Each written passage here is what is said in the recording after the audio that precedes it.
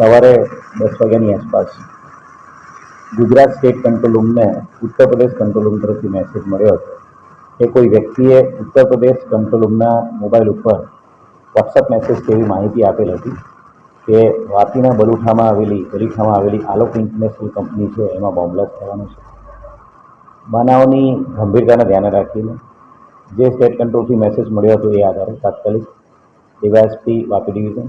PI Vapi town, ક્રાઇમના એસપીની ટીમને મોકલી આપવામાં આવી હતી. સમગ્ર જે એરિયા છે એરિયામાંથી તમામ જે એમ્પ્લોઈઝ છે એમને ખાલી કરી દેવામાં આવ્યા હતા. સાથે સાથે લોકલ જે બીડીડીએસની ટીમ છે એને પણ બોલાવી લેવામાં આવી હતી અને સમગ્ર એરિયા છે એને થરલી સર્ચ કરી લેવામાં આવ્યો હતો. આ જે મેસેજ જે મળ્યો હતો એની તરફ પણ તપાસ તાત્કાલિક વાપી ટાઉન પીઆઈ અને ક્રાઇમ બ્રાન્ચ એસઓજી દ્વારા શરૂ કરી દેવામાં આવી હતી. જે મોબાઈલ નંબર મળ્યો હતો એના ડેટા આધારે એક સ્પેસિફિક લોકેશન મળ્યું હતું, જેને કોર્ડન કરીને કોમ્બિંગ કરીને સર્ચ કરતા આ મોબાઈલ નંબર જેનો છે વ્યક્તિ ધનંજય કુશવાહા મળ્યો હતો અને એની ડિટેલ્ડ ઇન્ટ્રોગેશન પૂછપરછ કરતા જે ધનંજય કુશવાહા પાસેથી હર્ષ તિવારી નામના વ્યક્તિનું નામ મળ્યું હતું અને હર્ષ તિવારીને પણ